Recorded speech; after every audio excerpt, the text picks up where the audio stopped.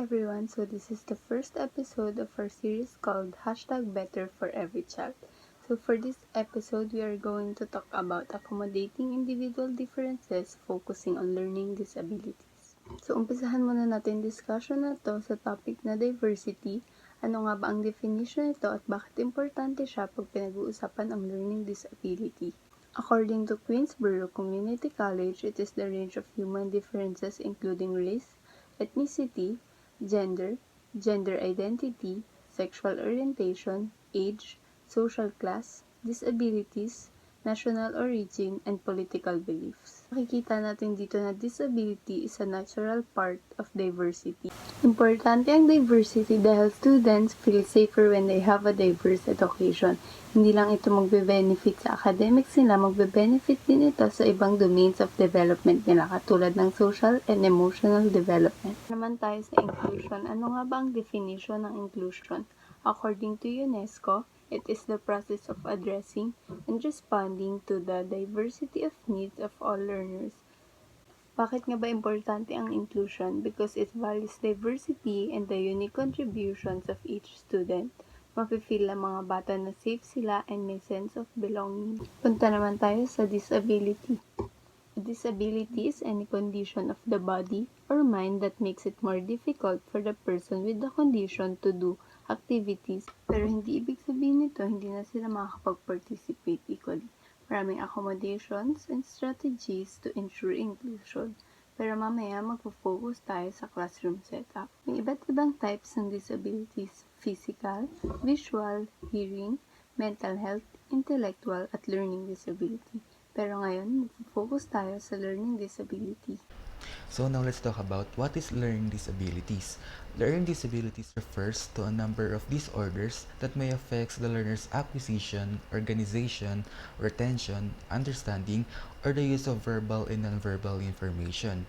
So these disorders affects the learner's ability to understand or process new information. Kaya rin ang learning disabilities, tinatawag din siyang cognitive impairment kasi yung mga taong may learning disabilities, hirap silang umintindi, mag-isip at makaalala or matuto ng mga bagong information or new knowledge. So, as a future teacher, importante na malaman natin kung ano nga bang ibig sabihin ng learning disabilities or ano-ano ang mga uri ng learning disabilities. In that way, kapag naka-encounter tayo ng student sa future ng merong learning disabilities, alam na natin kung paano natin iintindihan yung mga ugali nila or ano ang pinaka-applicable na teaching strategies para hindi sila mapag-iwanan sa lessons at makakope up sila. So now, let's discuss the most common types of learning disabilities. First on our list is dyslexia. Dyslexia is a specific learning disability in reading. And ang pinaka-common na characteristic ng student na mayroong dyslexia is that unable to understand in what he or she is reading.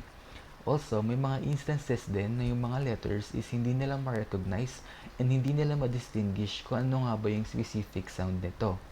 Tapos, may mga words din na kapag nag-mix na is hindi nila maintindihan. Kaya din, ang dyslexia is isa sa mga pinaka-prevalent and well-recognized na subtypes ng learning disabilities. Second learning disability is dyscalculia. It is a specific learning disability in math. So, ibig sabihin, yung mga student na may mga ganitong case, meron silang problema sa math, like counting numbers and understanding basic math calculations, like addition, subtraction, multiplication, and division. Also, kasama din dun yung mga subtopics ng math, like telling time, counting money, measurement, and hirap din sila sa pag-mental math. So third will be dysgraphia. Dysgraphia is a specific learning disability in writing. It tackles the physical quality of the writing and the overall quality of the written expression.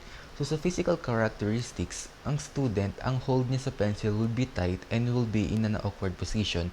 And ang magiging result nun is, mabilis silang mapagod and ina-avoid nila yung mga tasks na included ang writing and drawing. And sa mental characteristics naman is, yung mga thoughts nila is hindi nila ma-organize ng maayos and hirap din sila sa pag-construct ng grammar.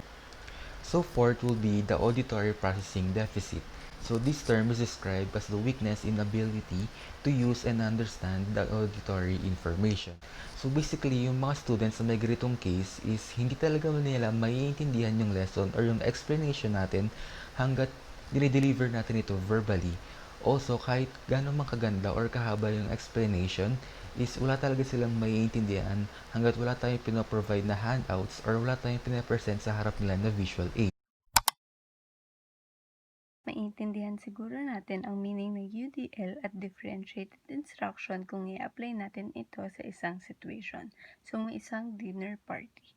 First scenario, nag-decide ka na gumawa ng individual meal para sa bawat guest to make sure that each of them has the perfect dish.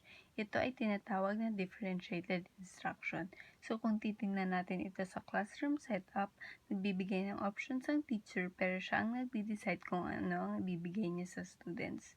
Second scenario naman, imbis na gumawa ka ng isang meal per guest, naisipan mo na buffet na lang ang gawin. Hahayaan mo lang ang guest na mamili kung ano ang best para sa kanila.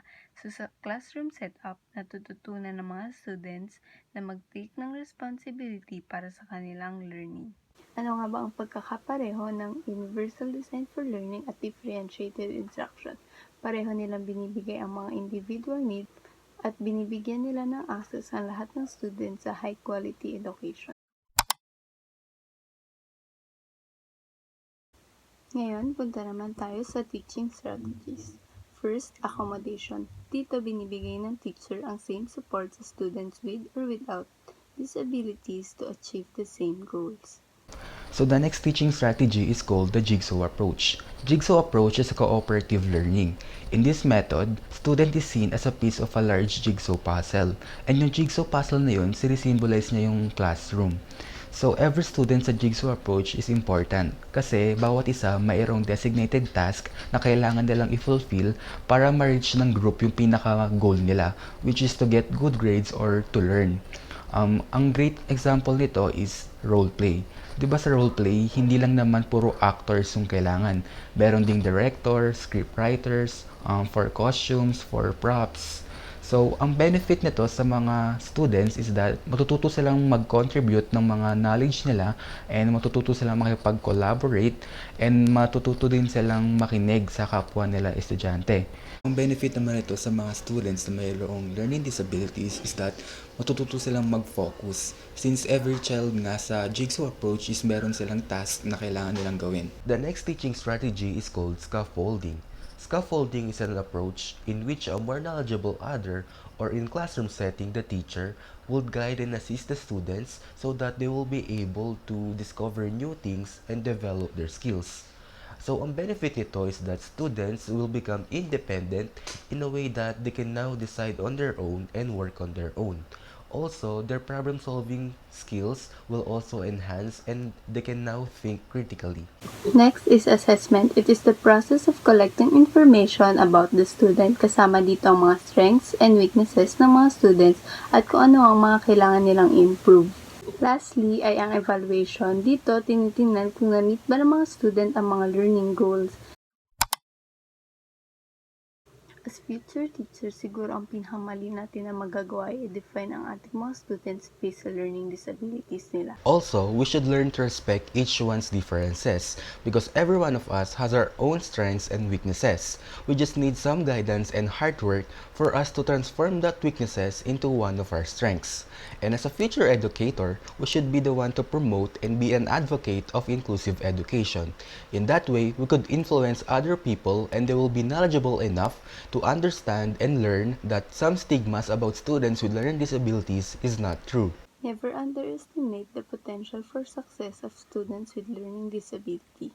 Lastly, as teachers or future teachers, ang goals natin ay hindi lang dapat sa classroom, creating awareness about diversity, inclusion, and disabilities should be a priority everywhere. So that will be all for our report. Thank you for watching and always remember #better for every child.